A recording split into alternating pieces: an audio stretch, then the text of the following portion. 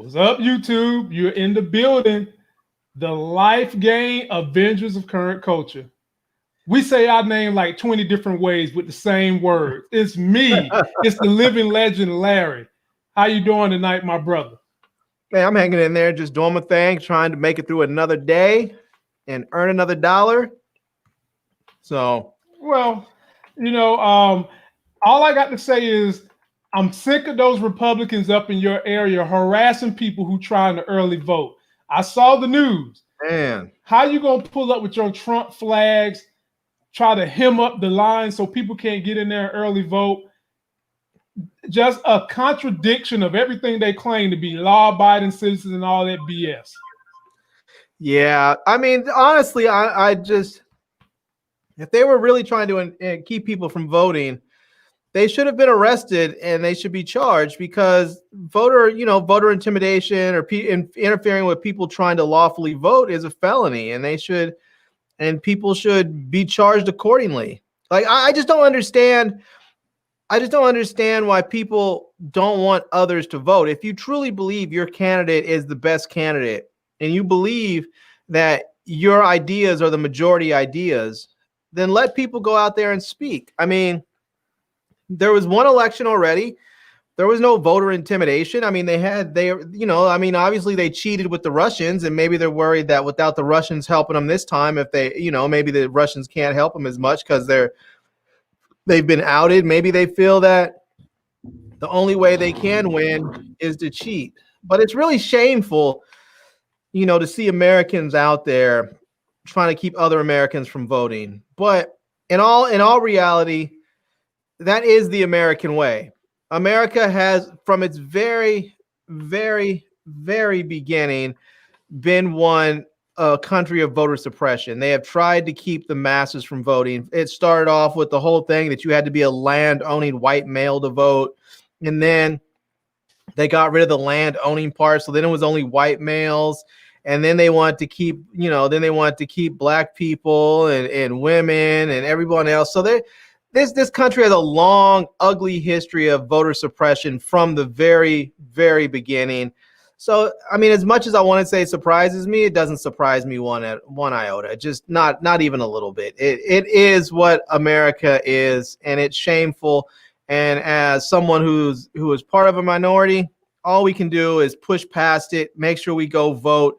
When somebody out there with a Trump sign says, tries to block your path, you just simply try and, peacefully move past them until they put hands on you. And then at that moment, you just open up a can of Yugon or Ogon and just severely whoop that ass and then go vote, and make sure you have your camera on it the whole time. So when somebody says they try to do something to me, you just say, no, I was trying to vote. They were trying to keep me from voting. And then they put hands on me and I had to defend myself. It's not my fault that I defended myself better than their attack. Mm-hmm. It's not my fault. My defense was more vigorous than their attack. And then that's that. But hopefully it never comes to that. I mean, I will say this. If you see a bunch of Trump flags out there, don't be intimidated. Just go do your thing. Most of these people are just a bunch of, they're just a bunch of people, screaming and yelling. They have no real bite to their, there's just a bunch of bark and no bite. There's no teeth in their bite, I guess some people would say. They're just full of crap. And they know they can't win legitimately, so their idea is to go out there and intimidate people. So don't allow yourself to be intimidated. Right. We don't want you guys to be intimidated in the same way Drew is intimidated by his damn brother Kane from Power last night. And on this show, ladies and gentlemen, we're going to review Power episode 3. And we're also going to talk a little Lovecraft Country.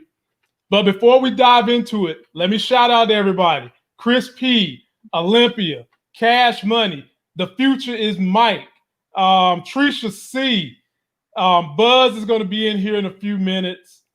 Miss Crafty, Cash Money, Cleveland 351.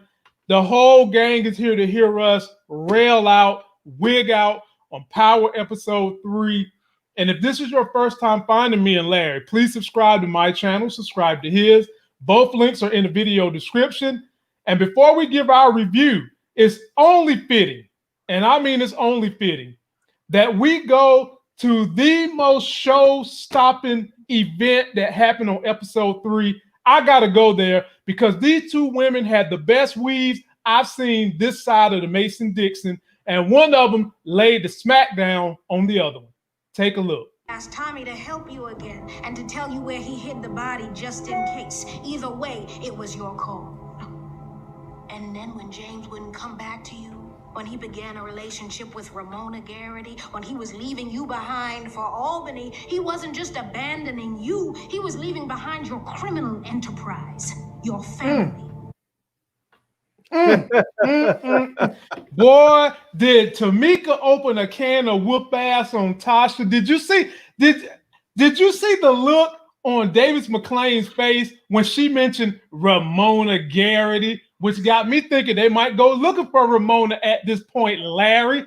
I keep telling you guys, I don't know why you keep on wanting to diss Ramona like she's never coming back. Ramona is like, she's like a fine wine that everybody wants a sip of. Once you've had a little taste of it, you keep seeking it out, and then eventually you go find it again. You bring it back. That's just what it is. Oh my Lord. Well, ladies and gentlemen, that was one of the finest moments of episode 3. Tameika knows all the business. She knows all Cooper Saxe business. And when she came in there and laid the smackdown on Tasha, she dug that knife so far down her throat, you could see sharp edges coming out of her butthole. She laid the smack down on Tasha. She talked about jealousy with Angela. She talked about Ghost killing her lover. She brought up Ramona and Ghost moving on. She brought up the fact that Tasha lost her daughter and James was still in love with man. She twisted that knife deep. She really did. Larry, speak on the look on Davis McClain's face said it all. I mean, that look on his face said it all. But Larry, talk about that moment. Well, I'll tell you, the first thing that really got me was that they had pulled out a whole courthouse glam squad for her. I mean, she rolled up in there. They opened that door. They had a makeup artist, a hairstylist, a wardrobe person over there. I mean, they had a complete glam squad. I was surprised that the Queer Eye wasn't going to show up in there. You know? He said that. I didn't say that. I'm just saying. They had the whole team in there for her. They had, I mean, it's amazing how you could take somebody that goes, they go from straight looking prison gangster to like respectable, arm candy. and I didn't do the whole entire speech, but that was a part where Tameika said you use all that watch drug money to supply your clothes and your hair. Nice wig, by the way. I like to fell out. Bro, I like to fell out. I was already telling Chris, I was like, damn, they snatched Tasha's edges quick and gave her a hot weave. And Tameika came right on in there, filled it in. But hey, we know Tameika rocking the same wig too, but they don't. Those some dope wigs. Right. Man, yeah. Bro, that was the show-stopping moment for me. I wanted Tameika to take the job with Davis McClain, but you can guarantee we haven't seen the last of her yet. Oh no, not even close. I would not be at all surprised if she ends up working with him. Now, I don't know how that would work out because there has to be some sort of conflict when they used to work together and then you have one representing the other of some sort or some, I don't know, whatever. The whole relationship seems way too incestual for the courts to allow it, but the courts will allow so much shenanigans. I just don't know, but we'll see that. But what's his name? He did a really good job of showing Tasha why she should not be on the stand. I mean, because she would get torn apart, literally. And the thing is, everything that Tameika knows, Cooper Saxe knows too. Yeah. Cooper Saxe knows everything Tameika knows. And he can really get up there and shove that wedge in Tasha too. So at this point in time, it's just a matter of, will Tameika join the team? And if she does, she's not going to be able to say anything about Cooper Saxe. As a matter of fact, Cooper Saxe might have her recuse herself from being on that team when he tells the judge there's a conflict of interest. Right. You know, that would be a way for Cooper Saxe to weasel out of having Tameika have any part in the court dealings dealing with Tasha. And so at this point, doesn't think that'll be the case. Okay. And I'll tell you why. Like, I get what you're saying. I don't mean to cut you off. I was just saying, I don't think that may be the case, only because I think that if he goes and tells the judge that there's a conflict of interest and they shouldn't have her on that team, I'm thinking the defense might tell the judge there's a conflict of interest and Saxe shouldn't be on that team. Okay. Like, if the government's going to bring this case, he shouldn't be on that team because of all the conflicts they have. That's true. You know, so it might be a double-edged sword for him to bring that up. It might be just best for him, if he wants to prosecute the case, to just shut up and let whoever is going to be on the team and just present his case. And so I guess at that point in time, Larry, it's going to come down to who hates who the most. You've got Blanca Rodriguez, who doesn't really care for Tasha, but she hates Cooper Saxe. Yeah. You got Tameika, who I don't think she hates Tasha, but she hates Cooper Saxe. I think Saxe really wanted Ghost. I think he really wanted Ghost and was willing to go out there on a limb, as we saw. He was really willing to bend the law and break the law to get after him. I don't think he has that same level of passion towards Tasha. I think some of what he's feeling is lingering towards Ghost, but I don't think he has that same passion to get Tasha. And so I'm not sure that he's going to want her locked up more than she's going to want her freedom. No. Okay. And if they was to bring your sweetie pie back into the picture, what is she going to do? So let's say they introduce Ramona Garrity. What is she going to do? Well, we're going to find out that Ramona is probably going to be an alumni of whatchamacallit, that school that Reek goes to. And so that professor, what's her name? Professor Megram is going to ask her to come and speak to the class. And then that's when Reek and her are going to bump into each other. And then all of a sudden it's going to turn into this weird sort of tension that turns sexual. And then, as much as we don't want to see Tariq getting it in, and we're going to end up seeing Tasha, we're going to end up seeing Tariq and Ramona get it in. And it might be a threesome with her and Megram.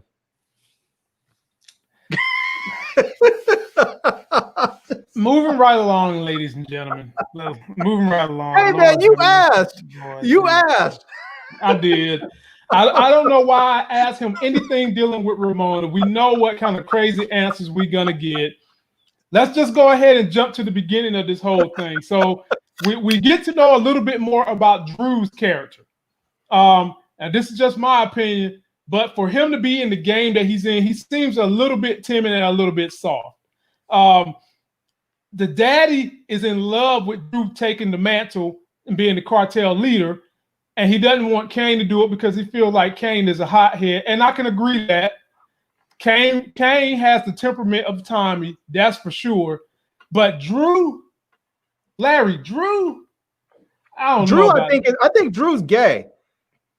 I'm getting a lot of softness. The title and thumbnail of my video was "Daddy, I'm Soft," and I had an arrow pointing at Drew. Yeah, I mean, when there was that scene when they were all in the living room, and Mary came in and was speaking to him. It was because there were two scenes like that in this episode.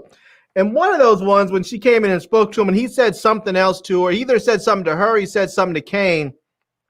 He sounded real moist.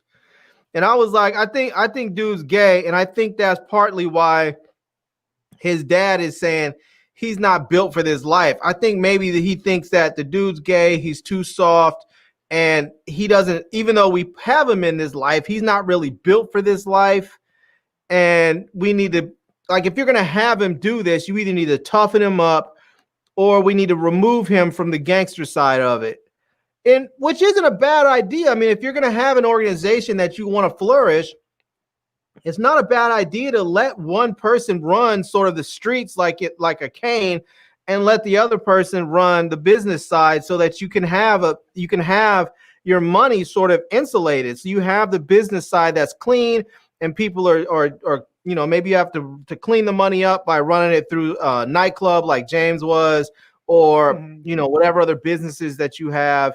You do that and let the daughter go to school. She doesn't need it. I mean, what is she going to do? What are you going to turn her into a queen pin or something? You don't need her. You already have 2 kids. Let her do her thing. Yeah, I felt like I said in my review video, like, this is the complete opposite of Tariq and Ghost. You have Monet and Diana. You have a daughter that wants to go to college and play basketball. And the mom is not allowing her to do that because she wants her to stay in the streets. Whereas with Ghost, you had a son who wanted to be in the street, and Ghost wanted the dad to go to college and not had to do the stuff that the daddy had to do. Right. And I find that to be an interesting dynamic, where now you're about to have these 2 kids who had opposing viewpoints on the street life about to start dating, messing around. Right. I still feel it'd be interesting. Go ahead. It'd be interesting if all of this stuff blows up, and if all this stuff with Tariq blows up, and he ends up really starts hustling on campus and making a lot of money, and he's working with Braden. It'll be interesting to see if he ends up getting Braden. Like if Tasha's case just sort of starts to go downward, it would be interesting to see if he has Braden's family, who may have some connections since they have a ton of money and they're building wings onto schools and whatnot. It'd be interesting to find out if he gets his buddy to pull some strings. Maybe his dad or his parents have some political connections to help get Tasha out of jail. Because it wouldn't seem like it would be that far-fetched if they're that rich that they're donators to, political donators. And if they just simply say, hey, can you have the governor pardon my mom or commute my mom's sentence or something like that? Well, I guess it would have to be a pardon because she's not even convicted yet. So I don't know. It'd be interesting to see if that plays into it somehow, but to help feed into your theory, we see old short man Tate is going to be in next episode. And it wouldn't be far-fetched theory to think that maybe somehow, some way, Tate does become governor during this season, and he gives Tasha a pardon because maybe she's got some extra dirt on him. Maybe Ghost let Tariq or her know the dirty dealings that Tate had. Or maybe Ramona knows about the dirty dealings that Tate has, and to put the squeeze on Tate, he got to release Tasha from jail. Yeah. Yeah, maybe. That'd be interesting to see how it goes.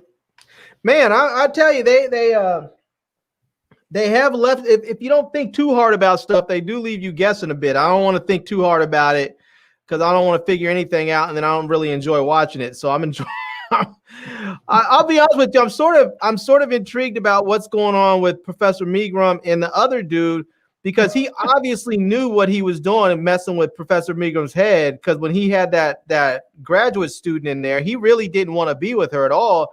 And then when he realized that what's her name walked into her office next door, he was like, okay, now I have a chance to mess with her. Now if I show her that other women want me, maybe she'll get a little jealous and whatever else. Not to mention that she's a sex addict. So if she hears sex going on, maybe she's going to get all worked up and she's going to be thinking about this. Oh, damn, I should probably go get with him. If I don't get with him, somebody else is, I didn't pick up on the part that he did that knowing that she was coming in.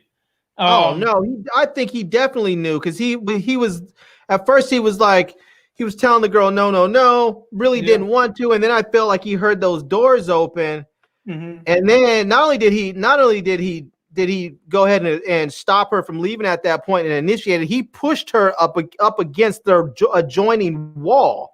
It wasn't like he decided, okay, let's go do it on the desk or some other place. He pushed her up against that adjoining wall, knowing that he was going to bang up on that wall. So I think he definitely knew and was definitely using that graduate student to play Professor Megram. So that's a damn shame.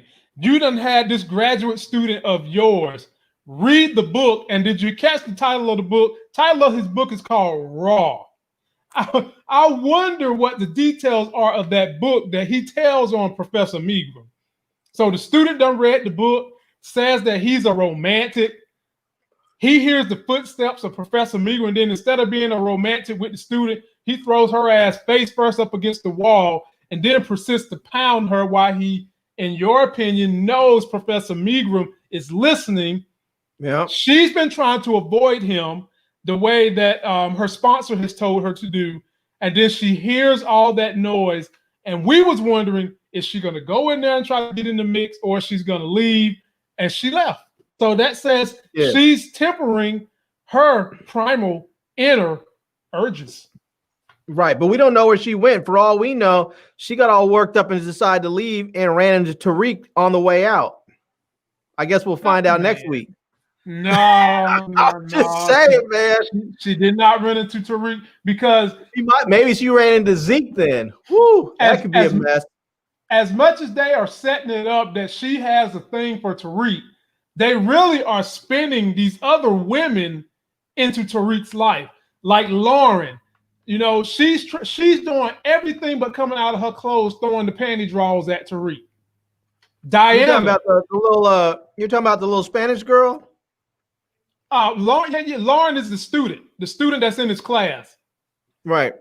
And Diana, every time she gets a chance, she's telling Reed the whole entire family business. Hell, they're gonna have to shut her up because she's giving up way too much information to Tariq, and I don't see Tariq really feeling either one of these women as much as they're feeling him. What do you think, Larry? I think he likes what's her name, Diana, but I don't really think he'd like. I mean, I don't know the way I feel like with Lauren. I feel like he's sort of like take it or leave it. I think she's definitely, like you said, she's feeling him more than he's feeling her. She's sort of trying to play it cool, like she's not feeling him, but it's obvious. It's obvious that she is, and you know. But you're right. Monet's gonna have to do something. But it was just so obvious that Monet is sort of afraid of Reek. You know, even when she went in there, she gave all this speech about no one who's next to Tariq lives long. They either end up in jail or dead. And then what does she do? She goes over there and ends up in business with them. Mm-hmm. I mean, it's just like. I mean, it took him all of about 5 minutes to outsmart her. Just, you know, she's basically like, stay away from this, stay away from that. And then he's basically like, look. So she starts telling him all this stuff. And then so basically in the middle of the conversation, he just stops, checks her and says, oh, so Zeke is your priority. You know, it was just like, F all the BS you're talking about. Zeke is your priority. Okay, I got that. Now I know how to play you for real. So check this out. If I fail, he fails, and then you're out. So we're on the same team, and I want to get down with this, so you're going to be my new supplier. That's basically, I mean, it took him about 5 minutes to get her in. I mean, maybe she was allowing it because she wanted to be in that position with him, but it didn't seem like she did. But it didn't take long for himself to maneuver himself into her life and into her business. So I felt like, man, that wasn't a boss move on Monet's part. I really did. No. I mean, you hardly know this boy, and within 5 minutes, the pressure that he has on you is getting Zeke through college was enough for you to let him into your drug business. That didn't fly well with me because that was just too quick. That was just way too quick. I felt like, but I mean, hey, right. You got to make a story out of it, and I guess. The thing that Tariq can hold over her head is the fact that she really wants Zeke to get through college and get to the NBA. She really wants that bad. And now they're dangling Tariq over Tasha's head. In essence, she wants Tasha to keep Tariq in line. So I'm looking at it like this. It is now, even though they're working together, it's going to come down to the Tejadas versus the St. Patrick's. Right. Yeah. And Larry, who's going to win that fight? Oh, well, if it comes down to the two of them, we already know that Tariq's side is going to win. The show's about them. But also, I just think Tariq's is just smarter. And even though even though they may have some killers on that side, I just don't think that. I think they are underestimating Tariq. I mean, the dude blasted a cop. I mean, that's some next level kind of nuts right there. People just don't go around killing cops. And not to say that Kane wouldn't do it, because Kane was ready to blast that cop right there, in the last episode. But I think they keep underestimating Tariq, and I think it's going to be to their detriment. So, but the thing that I found interesting was the writers setting up for Tariq and Diana to be able to finally be together, because when Monet was like, we can do this, but it can't be anywhere near Zeke. You're going to have to move out. And he was like, cool, I already got a spot. And so they hit Tariq out with Braden, which left him the perfect opportunity for Diana to be able just to roll up on campus whenever she feels like it and go see Reek. And, so I mean, we already see, I can see how this story is going to play out. He's going to end up getting with her. She's going to end up on campus messing with Tariq. And, and at some point while she's on campus seeing Tariq, or maybe she may not even be with him. She just may be up there getting ready to see him or just leaving. Zeke is going to see her and be like, what are you doing up here? And then he's going to probably go back and say something to Monet, or Diana's going to have to try and find some reason to get Zeke not to say something to Monet. So, but that relationship is going to happen soon, and then it's probably going to get outed pretty quickly thereafter. So, okay. Well, we'll see. We'll pick up on that interesting plot as it unfolds. Daddy Tejada still trying to run things from jail. Apparently, he's not going to be getting out. How is somebody going to clap him? Because if this is going to come down that Tariq is going to get rid of his suppliers and become the connect, so to speak, how is he going to get rid of Daddy Tejada, who's in jail? Because Tariq ain't got that much reach as of now. So how do you envision? How do you don't think he's going to have to get rid of him? He might just flip him. He might end up make him work for him. Okay. I mean, what's the one thing they always say in the drug game? Not that I've been in it, but just I've seen enough movies. I've watched it on TV. but they always say, if you want to get to somebody else's supplier, what do? You move enough product that their supplier wants you to come to them directly. Mm-hmm. You move enough product, their supplier, their distributor wants to meet you. They want you to come in and see who's this person moving all this product. So Tariq moves enough product, he's going to bypass Tejada and them. So he's going to bypass Monet and go straight to their connect. Tariq might end up being the new distro. He might end up being, having Tejada and them working for him. So can you see any scenario where some of the other families that we've seen in the past on Power come back in future seasons as Tariq takes the mantle of new Ghost? Like, could you see the Italians? Could you see the Jimenez? Could you see any of these old cartels coming back to stake claim in the area where Tariq is about to stake claim?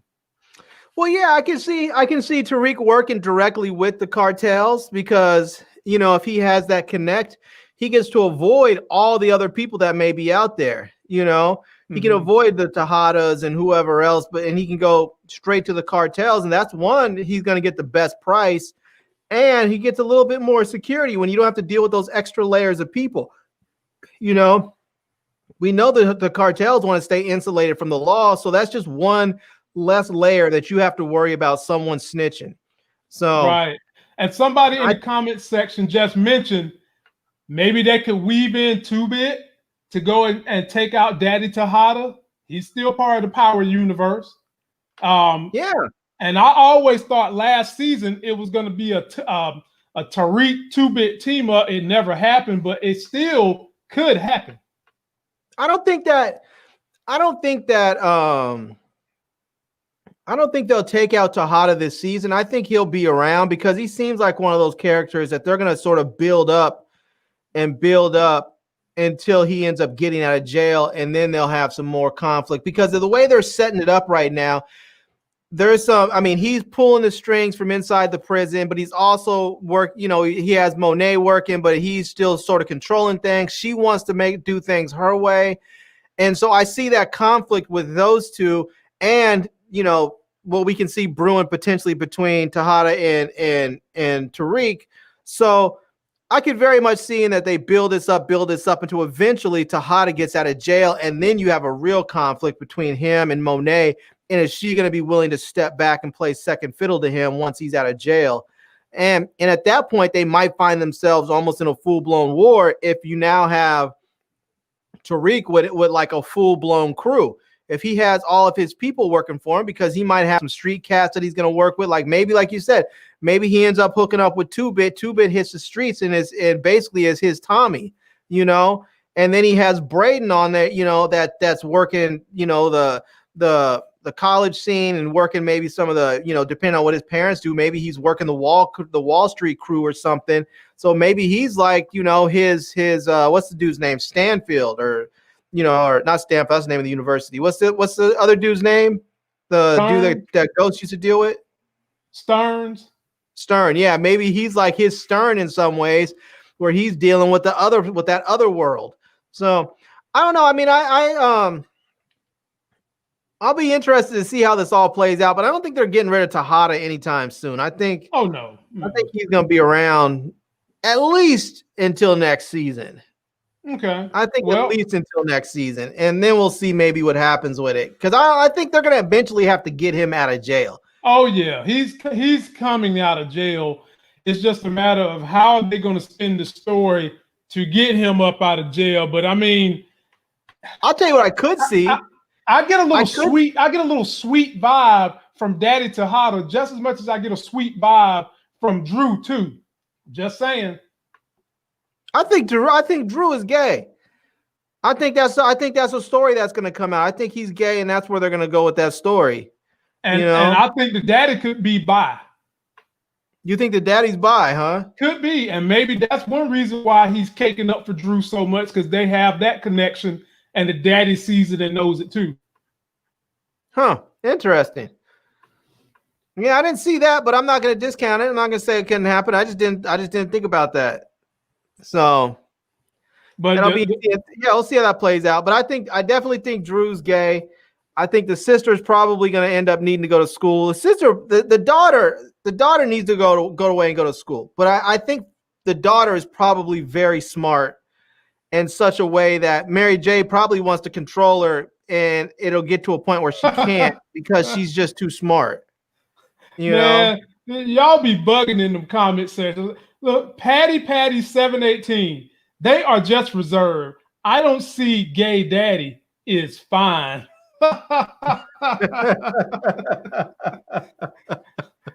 Hey, ain't nobody say you can't be gay and fine. Ain't nobody never say that. Ain't nobody. Tessa Thompson, she fine as hell, and she is some weird thing. She's like try something I ain't never heard of. She's some kind of whatever she practices. Ain't nobody say you can't do omnisexual. Yeah, something to that effect. Two things can be true of a same human being and of any subject for that matter. Larry, now we got to talk about this issue Trisha C just brought up. And it burns me. It burns me to hell that they do this every single year. We got 2 more episodes, episode 4 and 5, and then Larry, they taking a damn break till like the middle of January. Well, man, come on, man. During COVID, I mean, like, come on, man, come on. Like, what the hell, Star? They have to keep the hype train going, man. They have to make sure everybody stays hyped up. And ain't no hype train, man. Ain't no my. So now, while they gone, people are gonna come to me to make stories to keep this thing connected until January. You know, I'm gonna have to go do my writing in conjunction with the subscribers who come up with great theories and put together pieces of video to keep everybody satisfied. And then I'm gonna have to throw something in there for your love, Ramona. Well, maybe, but we still have other shows that are coming up in the interim and some that are already here. So, you know, some folks just may have to wait it out, you know, because we still have a couple more episodes of The Boys. We still have Raised by Wolves has a couple more episodes. We still have Lovecraft Country that has, I think, another 5 episodes left. So, right. Well, ladies and gentlemen, that we have. We have a couple movies like your Charm City. What was it? What's that? Charm City something or the other? Charm City Kings, baby. And I'm trying to think. I feel like there's a couple of other movies that are a couple other series that are on their way out. Well, we're getting ready to talk about one right now, ladies and gentlemen. We're going to put a pin in the Power discussion because when Power's going, we've got to keep y'all interested in something. And so there is another show that we're going to review the trailer for that looks damn good. And if you're finding me and Larry for the first time, be sure to subscribe. Link is in the description. Follow us on Instagram. They've got season 4 of a show called Fargo. And it stars Chris Rock and Uncle Gabe that's on Power, who used to be Colonel Taylor on A Different World. He's in this season. Take a look at the trailer, and that starts next week. And we have got to do reviews on that. Take a look. You sure about this? You remember what happened to the Irish? Italians, they're the past. We're the future. They just don't know it yet. We're the goddamn Roman Empire.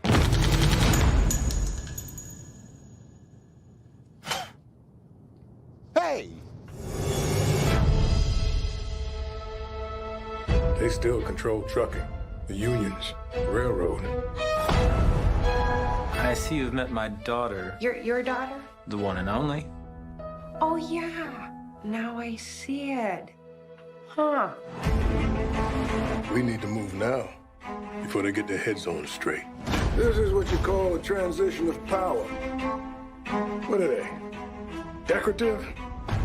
A warning to the other rats. This is America, sir. Last time I checked, not Soviet Russia. I'm teaching him how the world works. And how's that? It's dog eat dog. That's how dogs work. A little more complicated. You got any bennies, zoomers, little chicken powder? I've had a world-class day. Holy Christmas. Give me some. Well, for years and years. What the devil are you two up to? They say that money has been Being outlaws. the root of all evil to a lot of men. Girl, you got a panty on your head.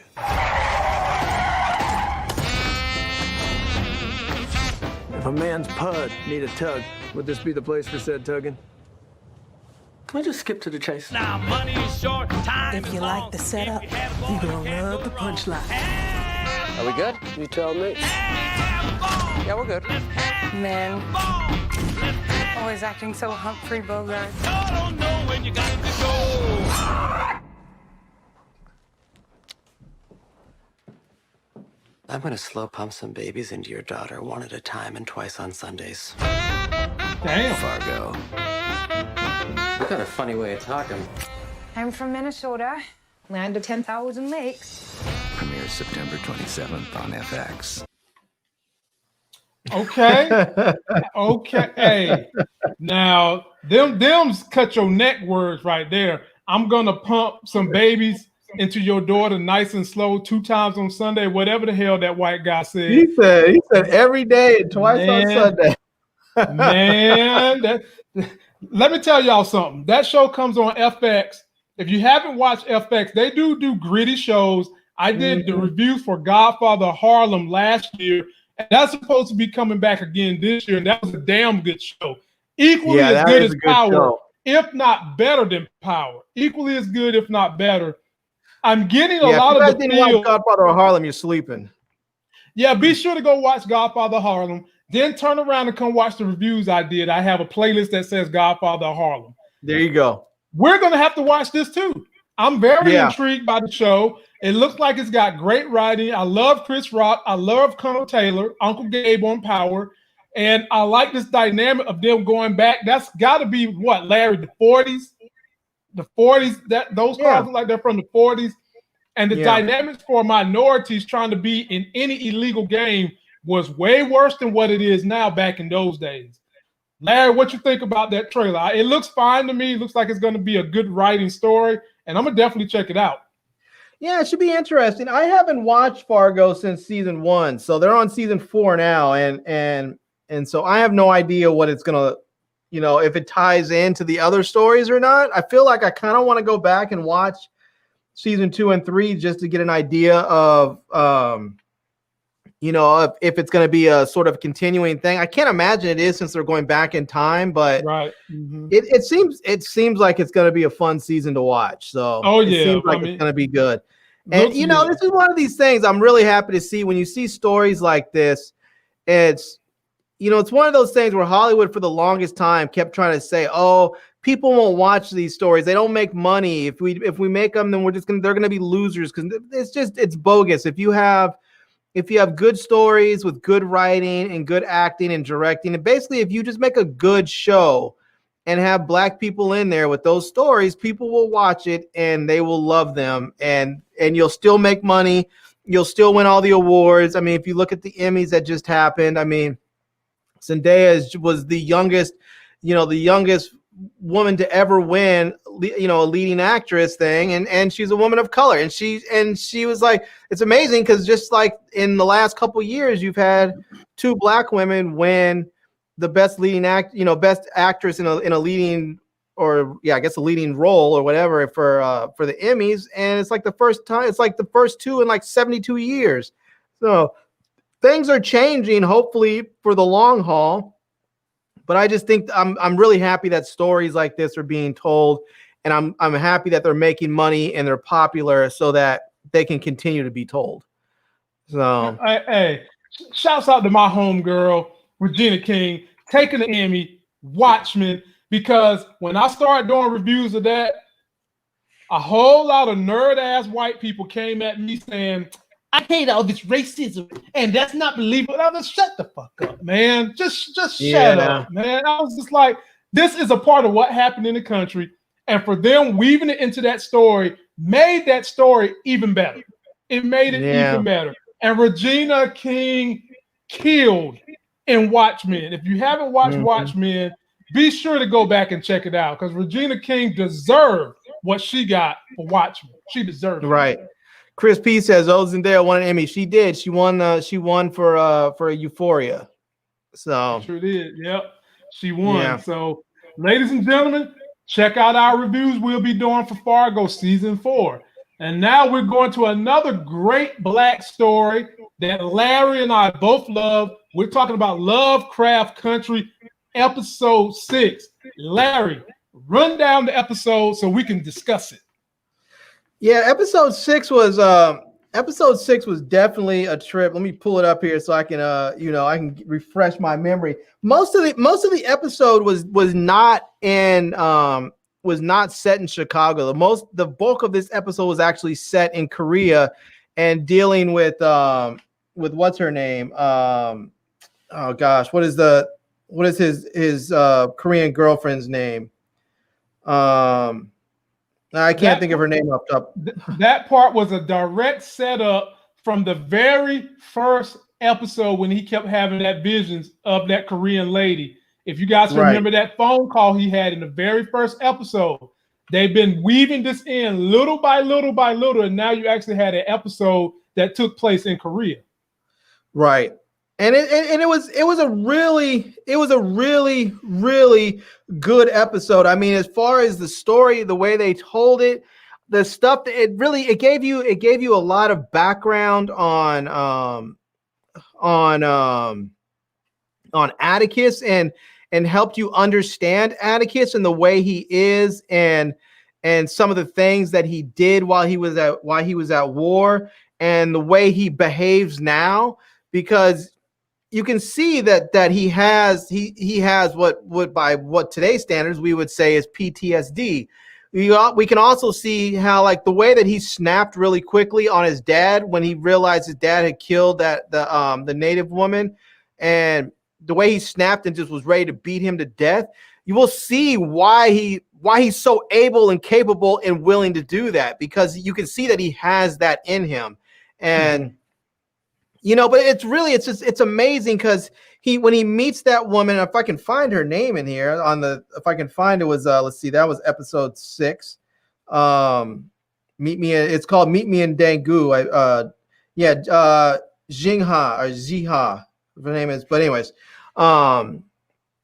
when he met her, the first time he met her, now it's a little bit of a spoiler, but it doesn't spoil the whole show. But when he actually met her, or not, he didn't really meet her, but when he first saw her and she encounters her and she encounters him, he basically murders her best friend. It's like apparently there is a communist spy amongst the nurses in the nurse corps, and they know when the information is going out, so they know which shift is responsible. They know somebody on this particular shift of nurses is responsible.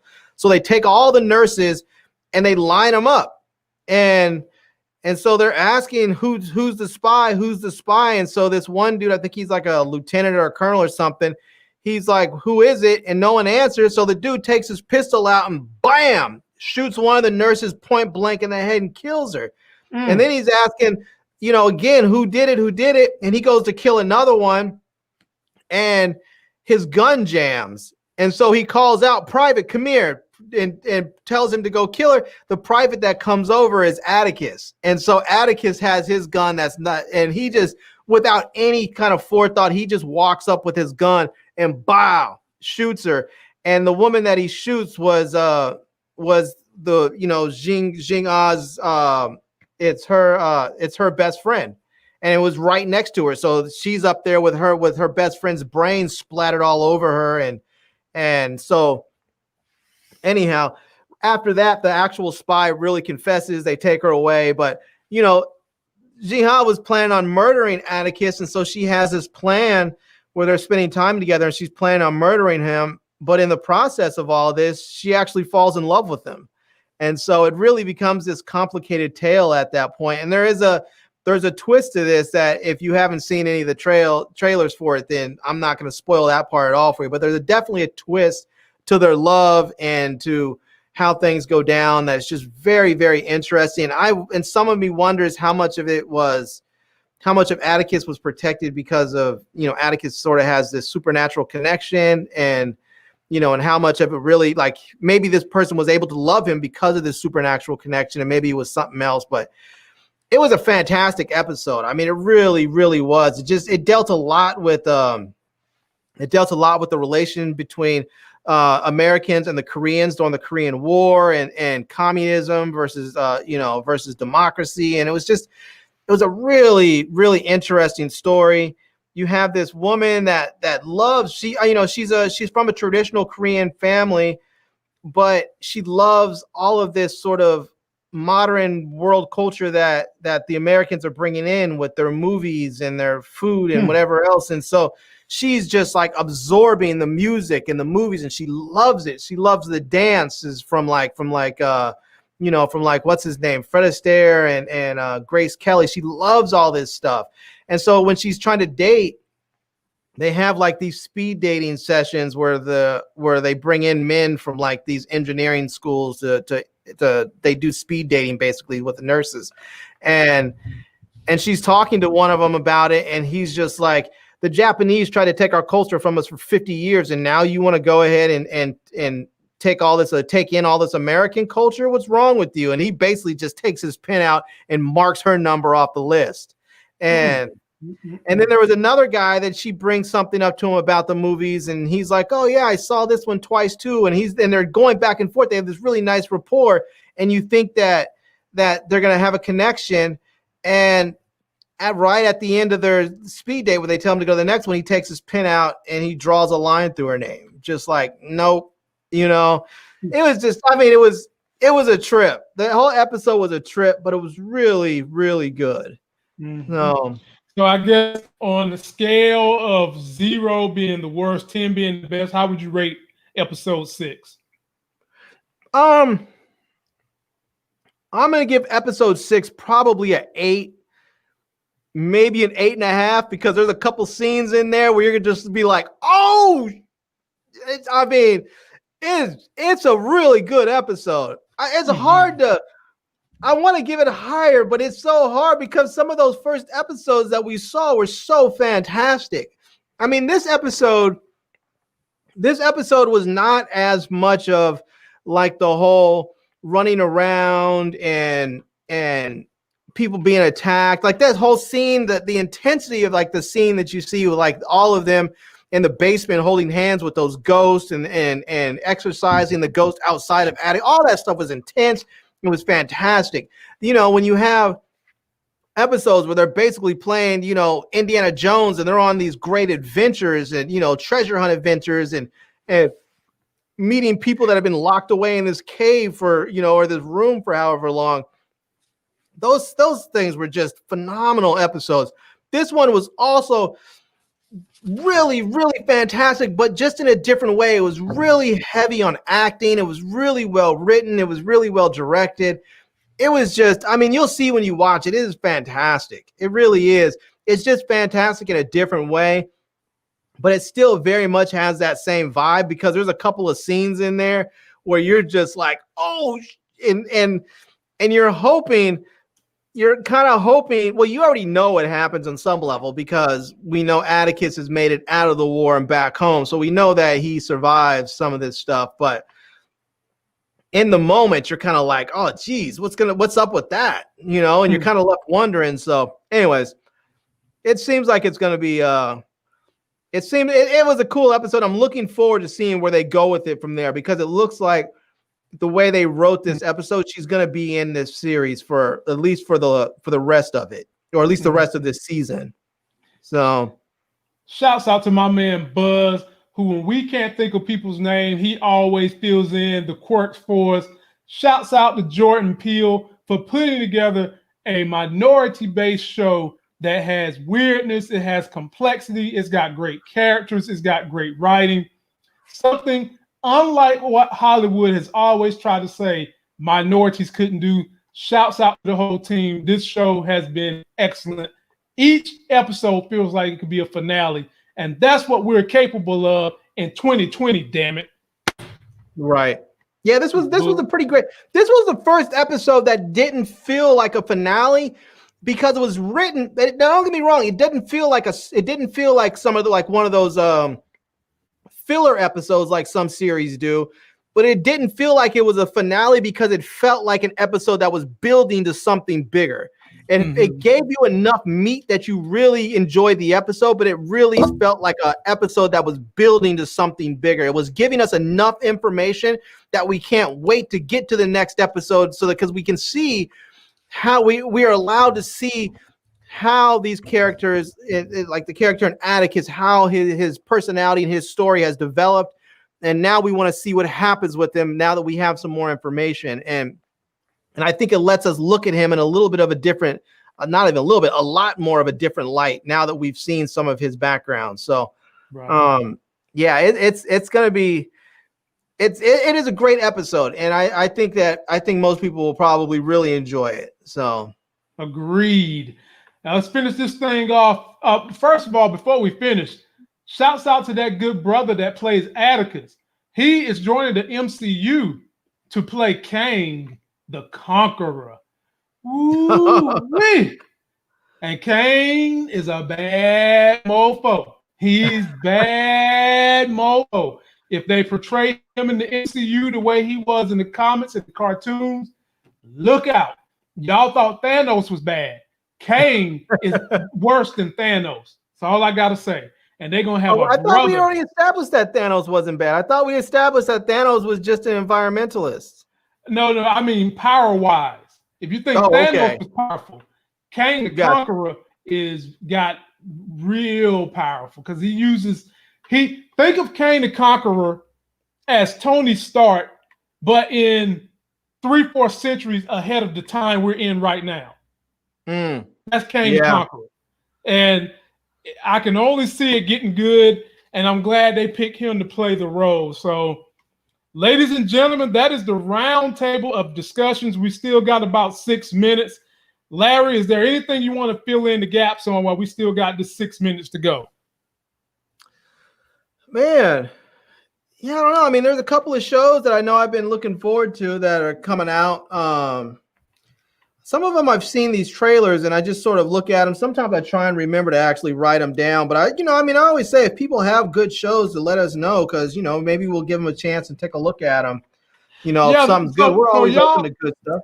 I want everybody who's listening to my voice right now that hasn't done it before, follow me on Instagram and send me a message of the TV shows you watch other than Power.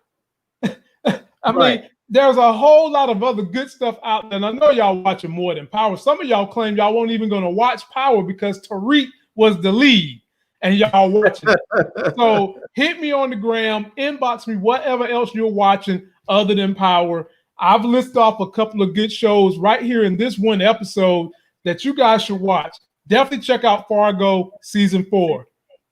Definitely go check out Godfather of Harlem. Damn good show. Definitely go check out The Watchmen if you didn't see it last year with Regina King. Another good show. Yeah, that's a great show. You know, it's unfortunate that show's not going to come back. Apparently, the guy who the dude who creates just done with it. He just doesn't want to do it anymore. I saw that, man. I was upset, man, because it was so much hype about them doing another season. That show had such good ratings. Everybody wanted to see Regina King come back. Everybody wanted to see Mantis from Aquaman come back as Dr. Manhattan, and we're not going to get any of that. So, man, damn it.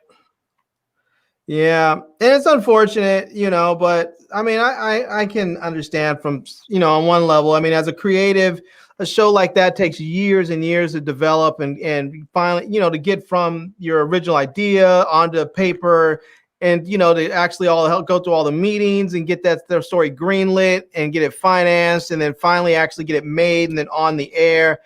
I mean, that thing takes years and years in the making. So I can understand by the time you go through all that, on one level, you're just done. Like, especially if you go into it thinking that this is a limited series, this is not going to be an ongoing thing. It's just going to be a limited series. I can understand that in your mind, you've had to mentally prepare yourself for this. And doing so, you're thinking, okay, I'm going to get all this stuff done, and then I'm going to move on to other projects. And now you get it done, and it turns out maybe way better than you ever expected, or maybe it turns out just as well as you expected, but it's received so much, you know, so much greater. You know, the reception of it is just so much greater than you expected, that now that you're expecting, you know, people are wanting more, and you've shut it out of your life already. It's sort of like having a girlfriend that you're done with. You guys broke up, and your family members are like, "Oh, she was so wonderful. Go get her back." And you're just like, "No, I'm done.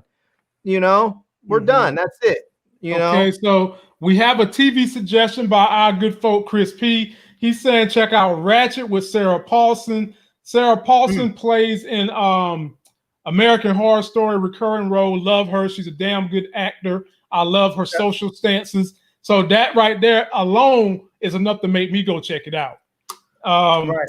Kendall Subs, is Snowfall coming back?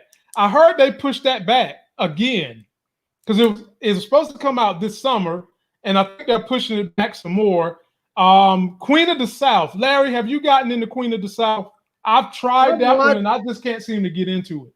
Yeah, I watched like the first season, I think, or first season and a half.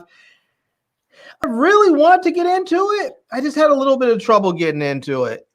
And I really wanted to. I just, for whatever reason, I just wasn't feeling it like I guess I should have. And partly I think it was because I just had so much other stuff that I was watching. Maybe if I go back and watch it again now, maybe I'll like it more, since I feel like we're running a little thin on some stuff. But hey, y'all, don't get us wrong. We like comedies too now. We trying to turn y'all on to some comedies. If you've never seen Curb Your Enthusiasm, you're missing out. If you ever want to see the life of a crass savant style Jew, you have got to see Curb Your Enthusiasm. That show will have you cracking your gut. Fleabag. I'll tell you, if you want a show to watch, if you want a comedy to watch, check out my cartoon or our cartoon president on I think it's on Showtime. It's an animated show. It's basically like it's a show about Trump and the White House and politics. It's not just about Trump and the White House, but it is about him, but it's basically about the whole political scene, except it's a comedy. It's animated. It's hilarious. They are making fun of everybody. I mean, whether you're on the left or you're on the right, you can find laughs in here because they make fun of everybody. It's an absolutely hilarious show. So Raised by Wolves. I think a lot of us have talked about that. Larry's trying to get me to catch up so that we can review a couple of episodes, and I will. Yep, that's a good one. Ozarks. They announced, ladies and gentlemen, that Ozarks is only going to have one more season, and I was like, that show was cooking. That show was cooking. That show was just starting to get better. It was good from the jump, but I mean, it was still cooking. They've got one more season that's coming out this summer. I love that show. Godfather of Harlem, I mentioned that. You've got to check that out. Right. ABC's For Life with 50 Cent. That's a good show. You might not think that something good could be on ABC, but ABC's got a couple of classics, and that was a class. That was a great show, and that's due to come back around March. So be on the lookout for that. Archer's back. For all of you who like animation stuff, Archer is back for its 11th season. So that should tell you how good that show is, that it's still around after 11 seasons. So Shameless. We're waiting on Shameless. Yeah, I think Shameless is coming back. It is. It's coming back. When is that? I saw something about that, about it coming back. I just don't know when. Yeah, they're summertime. They're supposed to be coming back in July. In July? Okay. And so so is another season of Curb Your Enthusiasm. It's supposed to be coming back in July. Veep is a good comedy. If you're the type of person who has trouble falling asleep at night, I make a suggestion. Try a comedy. A comedy will help you laugh yourself right into a good sleep. And we're rattling off a few good ones right now. Of course, you got your old classics. My folk Buzz is saying Mandalorian drops on October 31st. I mean, October 30th this year. Muchella Woke. Woke is a great show. It's funny. Yeah, Woke is funny. That's good. That one's on Hulu. And there's another show called Mom. I've heard people say things about. I've not seen it, but if you've seen Mom, that one's actually that one's good. And what's her name is actually not coming back. Anna Faris is on that show, and she's not coming back. So that's unfortunate. Yeah, but is it funny, Larry? It is funny. It's about basically the show is about it's about two women, a mother and a daughter, who are both alcoholics and drug addicts, and they are in recovery together, and and it's funny because the daughter really has some serious anger issues and stuff with the mom, because the mom was a drunk and a drug addict and basically was just sort of non-existent in her life. And then as a consequence, the daughter went down the same path and she became a drunk and a drug addict. And then they both started to get their life together. They both ended up in the same rehab, or both in the same AA circle. And so it's just sort of a network style sitcom that has a lot of sort of hijinks and stuff around them too. It's a funny show. It's not one of those shows to me where it's like I just couldn't miss it. I had to see it. But it was one of those shows that I had in my regular rotation. Like I would make an effort to watch it, but if I didn't for some reason, my heart wasn't gonna be broken over it. Gotcha. So well, ladies and gentlemen, go ahead. I was gonna say for some people, if you like some of like those period piece shows, like if you were ever doing those shows like The Tudors or what's that other Da Vinci or some of those other shows like that, check out The Spanish Princess. That one's pretty good. I think The Spanish Princess is also on Stars, and it's a fun show, So, well, ladies and gentlemen, check that out. And the other thing that I'll mention, I'll try to do a trailer for it maybe tomorrow. WandaVision just did a full expanded trailer just this weekend. I've got to dig into it to see if it's going to be good. That's on Disney Plus. And we all, us nerds, are starving for Marvel desperately as best we can. So we'll see where that goes. And that's going to do it for this video, ladies and gentlemen. Don't forget to like the video, comment, subscribe, follow us on Instagram, and share us. Keep us posted with what you guys are watching. Hit us with messages on the gram. And until that next Sexy as Hell video, we'll see you. Vote.